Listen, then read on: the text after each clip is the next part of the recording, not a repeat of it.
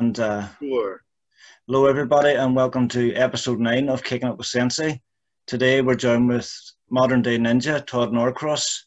And Todd, would you like to tell our audience a little bit about your background in martial arts? Yeah, sure.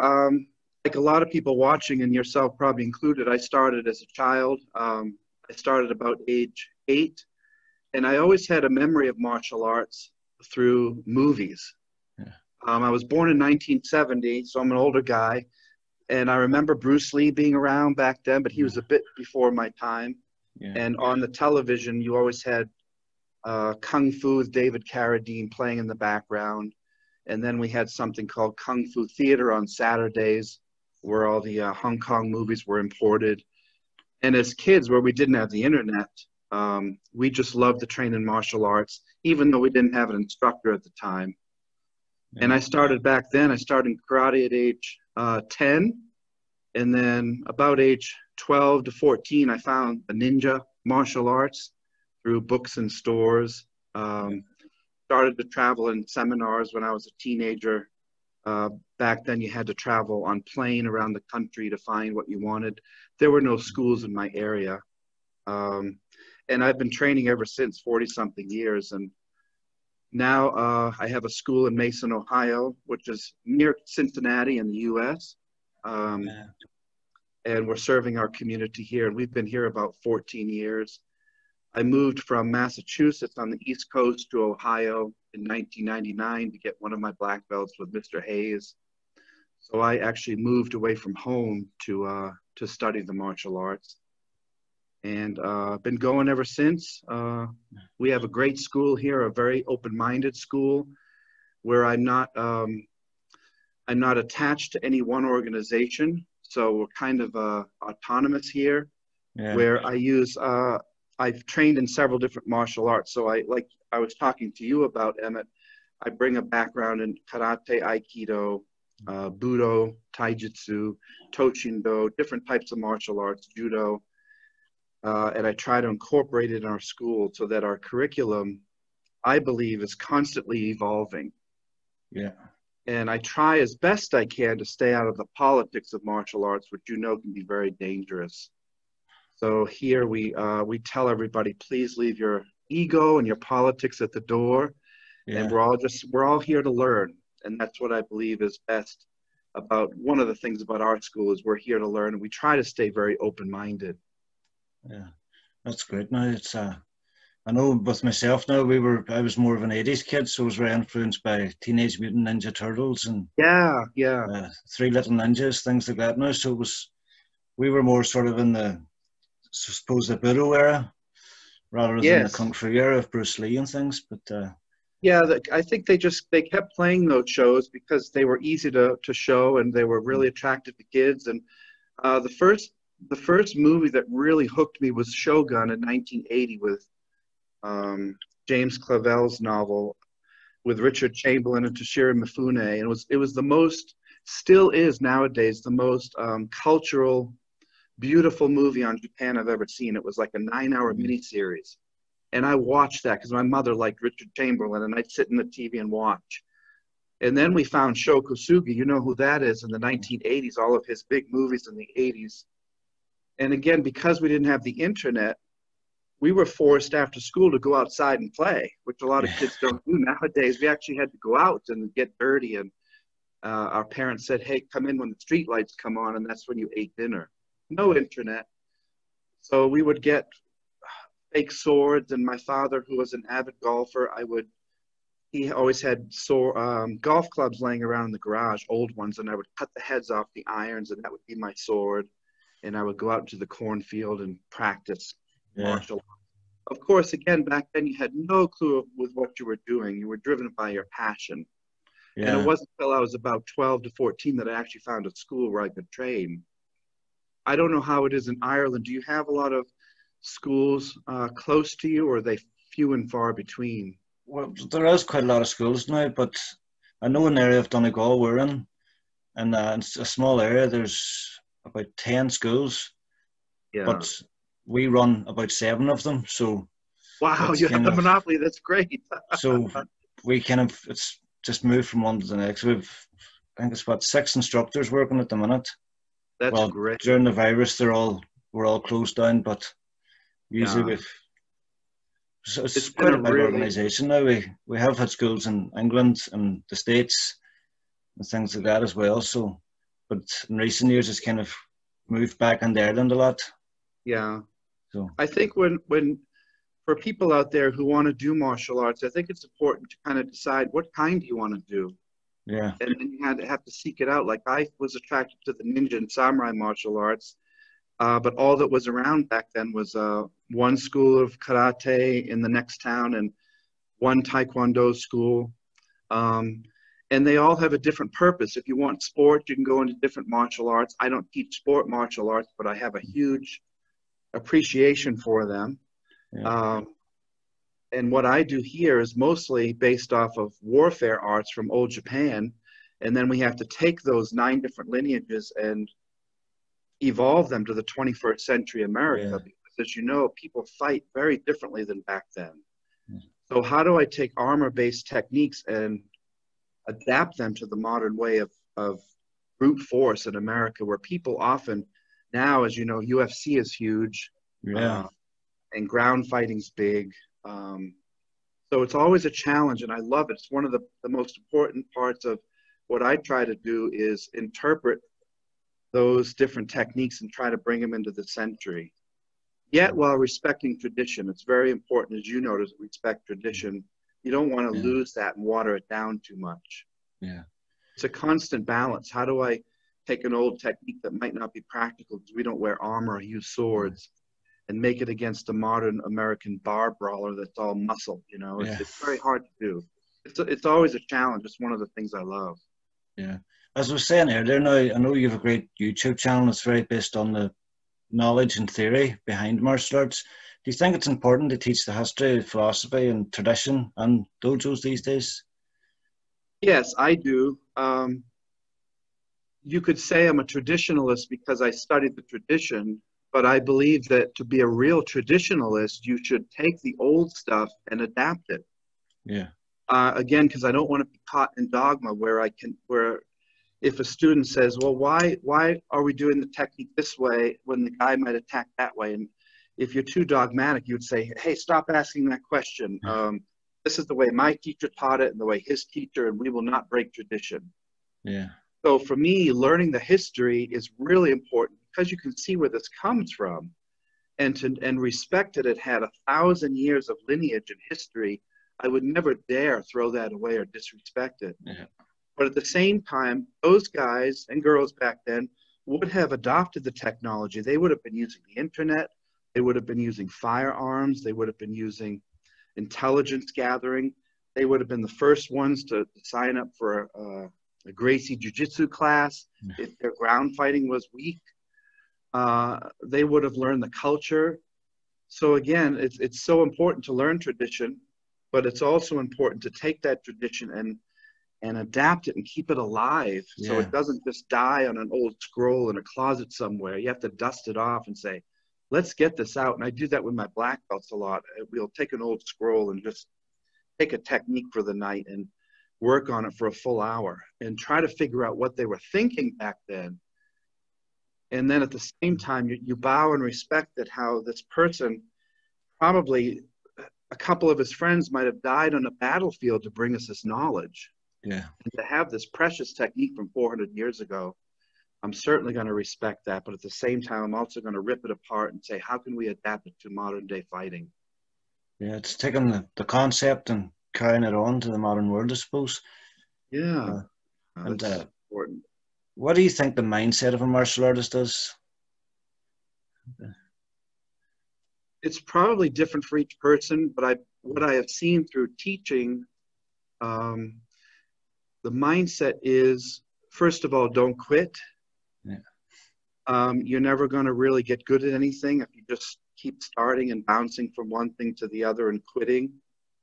So I try to instill in our students that patience is a virtue, and it is important in martial arts, and never giving up when times get rough and tough, because they all do. Look at 2020, how hard this year is. Yeah. how can you endure and persevere? That's what that kanji of yin means, is to persevere and endure no matter how hard times get. So as a martial art teacher, I try to instill in the young ones who start at age 5 or 6, first of all, confidence. If you don't believe in yourself, no one is ever going to believe in you. Building up awareness of your environment. So if you're talking about a self-defense aspect, how can I be aware of my environment and sense danger coming? How do I read body language so that I know someone's about to bully me, and how can I use my own spirit to stop that fight before it even happens? And just never giving up and never stopping the learning process. I always say the term learning is living. And I believe that, you know, when you get out of bed in the morning, you should have a purpose. Yeah. For me, it's martial arts. It doesn't have to be martial arts. Whatever you choose in life, what are you living for? And for me, it's education. It's always learning something new every single day. Yeah. Every single day I'm at the dojo. Like 2 days ago, last Saturday, we had a seminar outdoors on the ninja sword. And 3 days before that, we were working on ground stuff and philosophy. And I just wake up every day just burning with desire to learn something new. Yeah. And for me, it's the martial arts. But again, it doesn't have to be. But I never wanted to live a mundane life where I just get up in the morning, go to work, come home, turn the television on, watch television, go to sleep, and it's a cycle. I always want to be learning and failing and succeeding and making mistakes and learning, meeting new people like yourself from around the world, and embracing the knowledge that's out there. And of course, the more that you learn, the more you realize how little you know. Yeah, it's unbelievable. And in the martial arts, I'm constantly just rubbing my head at night. After a 12-hour day, I'm like, oh my gosh, there's so much more to learn. But then you wake up in the morning and you're so excited to get back to the dojo and learn more. Yeah. Oh, it's so exciting. Yeah, I just bounce out of my seat with excitement, knowing how much there is to learn, and then knowing how short life is, and letting go of all the drama and the politics of martial arts, and just getting on the mat and having fun. Yeah. It's as I always refer to it, as the white belt mindset.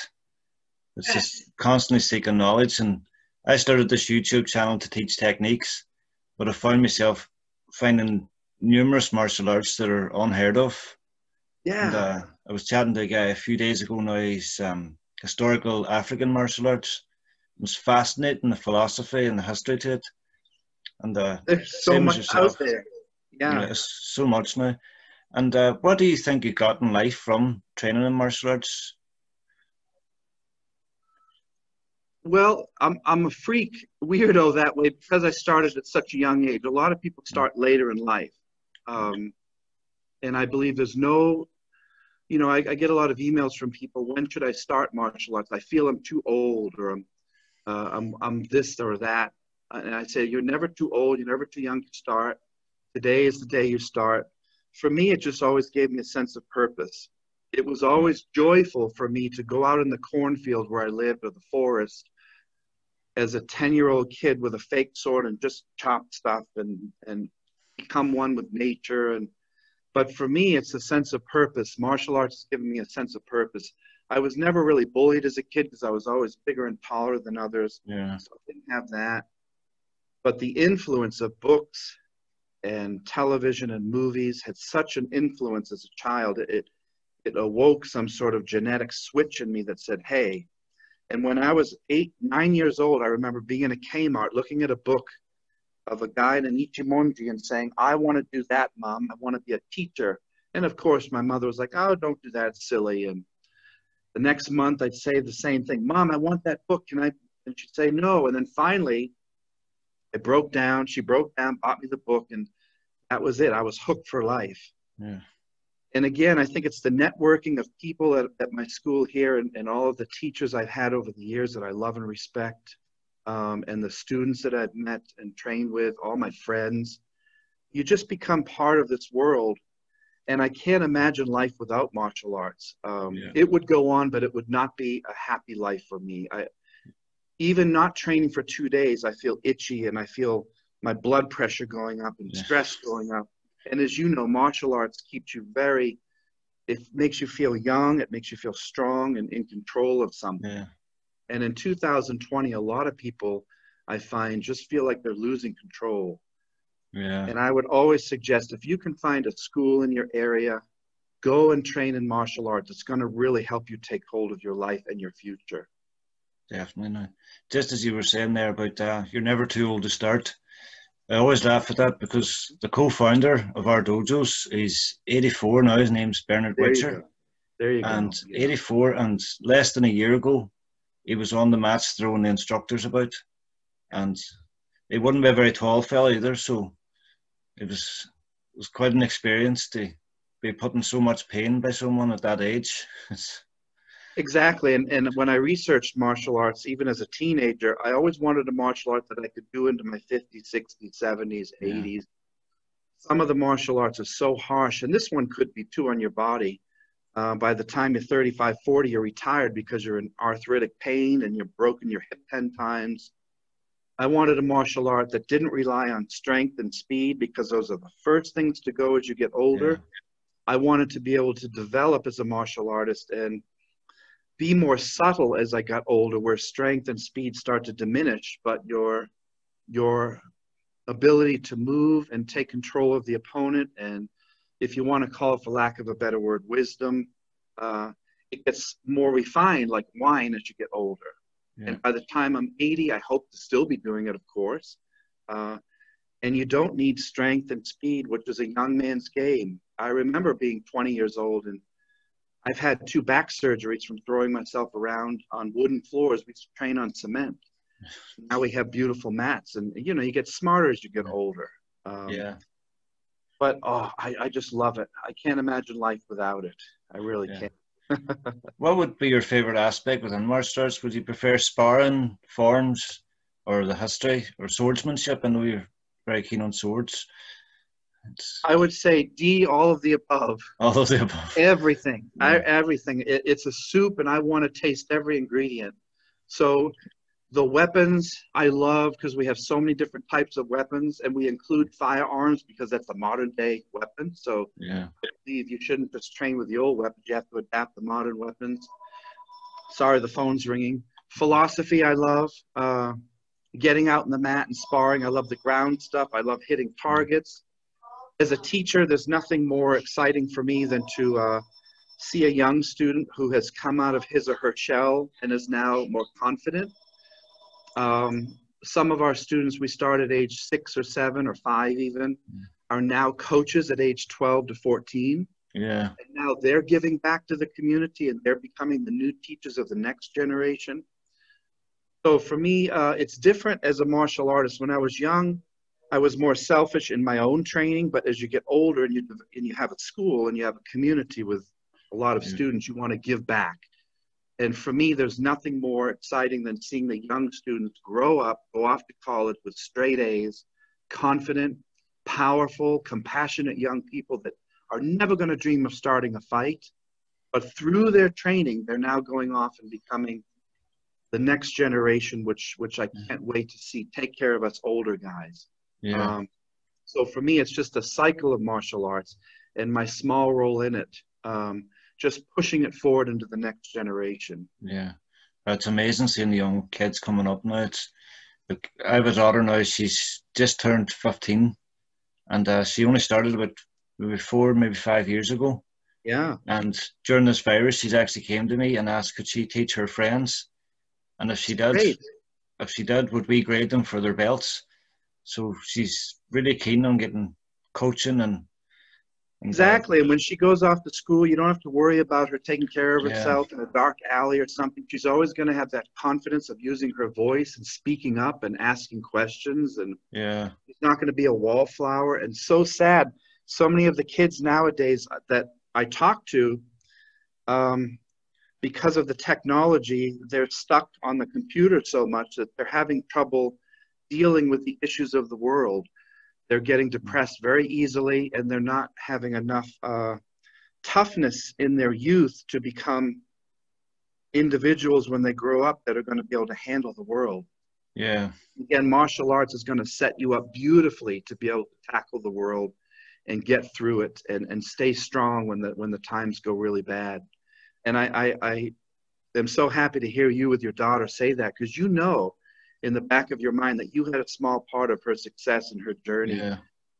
And she'll be forever in debt and proud of you for teaching her that skill. It's a skill set. Yeah. And it's such a good skill set for youth to have in their life. Yeah. And saying that, she has tricked me a few times.